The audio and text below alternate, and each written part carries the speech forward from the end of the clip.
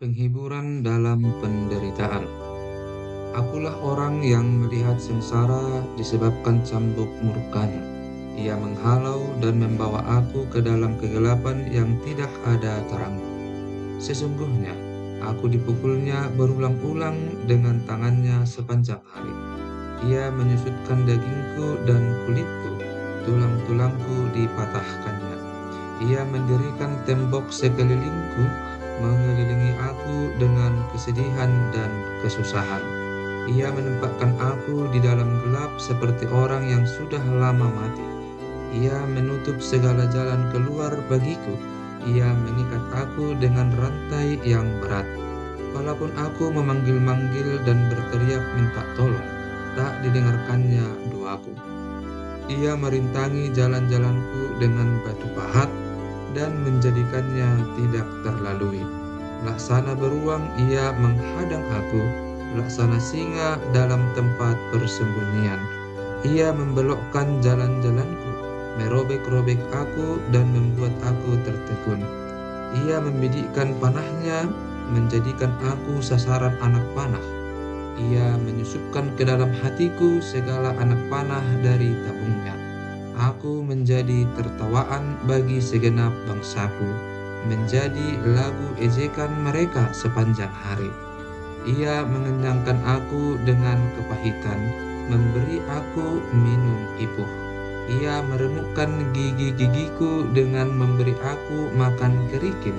Ia menekan aku ke dalam debu. Engkau menceraikan nyawaku dari kesejahteraan. Aku lupa akan kebahagiaan. Sangkaku, hilang lenyaplah kemasyuranku dan harapanku kepada Tuhan. Ingatlah akan sengsaraku dan pengembaraanku, akan ibuh dan racun itu. Jiwaku selalu teringat akan hal itu dan tertekan dalam diriku.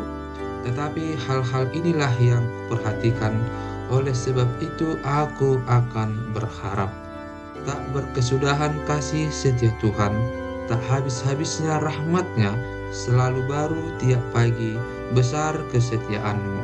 Tuhan adalah bagianku, kata jiwaku, oleh sebab itu aku berharap kepadanya. Tuhan adalah baik bagi orang yang berharap kepadanya, bagi jiwa yang mencari Dia.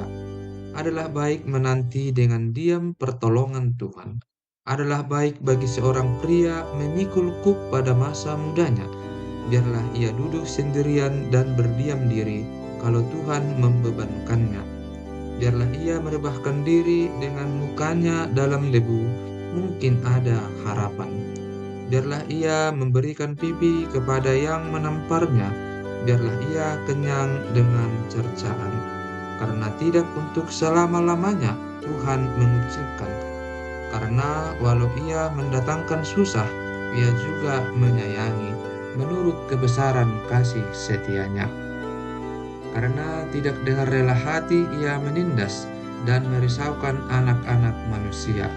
Kalau dipijak-pijak dengan kaki tawanan-tawanan di dunia, kalau hak orang dibelokkan di hadapan yang maha tinggi, atau orang diperlakukan tidak adil dalam perkaranya, masakan Tuhan tidak melihatnya? Siapa berfirman, maka semuanya jadi. Bukankah Tuhan yang memerintahkannya? Bukankah dari mulut yang maha tinggi keluar apa yang buruk dan apa yang baik? Mengapa orang hidup mengeluh? Biarlah setiap orang mengeluh tentang dosanya. Marilah kita menyelidiki dan memeriksa hidup kita dan berpaling kepada Tuhan. Marilah kita mengangkat hati dan tangan kita kepada Allah di sorga. Kami telah mendurhaka dan memberontak. Engkau tidak mengampuni. Engkau menyelubungi dirimu dengan murka, mengejar kami dan membunuh kami tanpa belas kasihan. Engkau menyelubungi dirimu dengan awan, sehingga dua tak dapat menembus. Kami kau jadikan kotor dan keji di antara bangsa-bangsa. Terhadap kami semua seteru kami mengangakan mulutnya. Kejut dan jerat menimpa kami, kemusnahan dan kehancuran. Air mataku mengalir bagaikan batang air, karena keruntuhan putri bangsaku. Air mataku terus-menerus bercucuran dengan tak henti-hentinya, sampai Tuhan memandang dari atas dan melihat dari surga. Mataku terasa pedih oleh sebab keadaan putri-putri kotaku. Seperti burung aku diburu-buru oleh mereka yang menjadi seteruku tanpa sebab. Mereka melemparkan aku hidup-hidup dalam lubang, melontari aku dengan batu. Air membanjir di atas kepalaku, kusangka binasa aku. Ya Tuhan, aku memanggil namamu dari dasar lubang yang dalam. Engkau mendengar suaraku. Janganlah kau tutupi telingamu terhadap kesahku dan teriak tolongku. Engkau dekat tatkala aku memanggilmu. Engkau berfirman, jangan takut. Ya Tuhan, Engkau telah memperjuangkan perkaraku. Engkau telah menyelamatkan hidupku. Engkau telah melihat ketidakadilan terhadap aku. Ya Tuhan, berikanlah keadilan.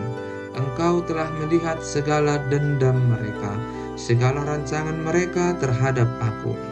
Engkau telah mendengar cercaan mereka, ya Tuhan, segala rancangan mereka terhadap aku.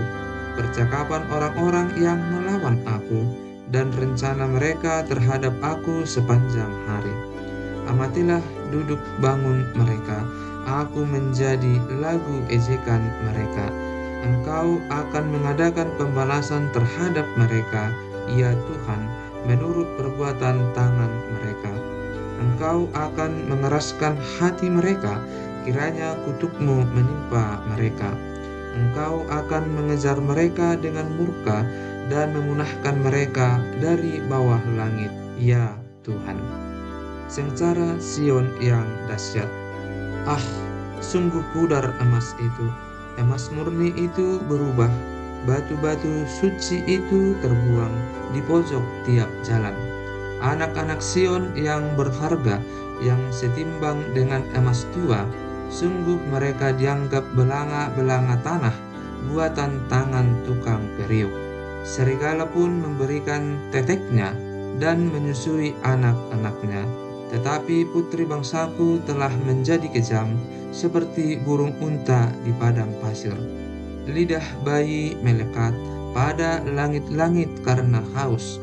Kanak-kanak meminta roti, tetapi tak seorang pun yang memberi. Yang biasa makan yang sedap-sedap mati bulur di jalan-jalan. Yang biasa duduk di atas bantal germiji, terbaring di timbunan sampah. Kedurjanaan putri bangsaku melebihi dosa Sodom, yang sekejap mata dibongkar bangkir tanpa ada tangan yang memukulnya. Pemimpin-pemimpin lebih bersih dari salju dan lebih putih dari susu. Tubuh mereka lebih merah daripada merjan, seperti batu nilam rupa mereka. Sekarang rupa mereka lebih hitam daripada jelaga. Mereka tidak dikenal di jalan-jalan. Kulit mereka berkerut pada tulang-tulangnya, mengering seperti kayu. Lebih bahagia mereka yang gugur karena pedang, daripada mereka yang tewas karena lapar, yang merana dan mati sebab tak ada hasil ladang. Dengan tangan sendiri wanita yang lemah lembut memasak kanak-kanak mereka untuk makanan mereka, tatkala runtuh putri bangsaku. Tuhan melepaskan segenap amarahnya, mencurahkan murkanya yang menyala-nyala, dan menyalakan api di Sion yang memakan dasar-dasarnya. Tidak percaya raja-raja di bumi pun seluruh penduduk dunia bahwa lawan dan seteru dapat masuk ke dalam gapura-gapura Yerusalem. Hal itu terjadi oleh sebab dosa nabi-nabinya dan kedurjanaan imam-imamnya, yang di tengah-tengahnya mencurahkan darah orang yang tidak bersalah. Mereka terhuyung-huyung seperti orang buta di jalan-jalan, cemar oleh darah, sehingga orang tak dapat menyentuh pakaian mereka. Singkir, najis, kata orang kepada mereka. Singkir, singkir, jangan sentuh. Lalu mereka lari dan mengembara. Maka berkatalah bangsa-bangsa, mereka tak boleh tinggal lebih lama di sini. Tuhan sendiri mencerai-beraikan mereka, tak mau lagi Ia memandang mereka. Para imam tidak mereka hormati, dan orang-orang tua tidak mereka kasihani. Selalu mata kami merindukan pertolongan, tetapi sia-sia. Dari menara penjagaan kami menanti-nantikan suatu bangsa yang tak dapat menolong. Mereka mengintai langkah-langkah kami, sehingga kami tak dapat berjalan di lapangan-lapangan kami. Akhir hidup kami mendekat, hari-hari kami sudah genap, ya, akhir hidup kami sudah tiba. Pengejar-pengejar kami lebih cepat daripada burung rajawali di angkasa.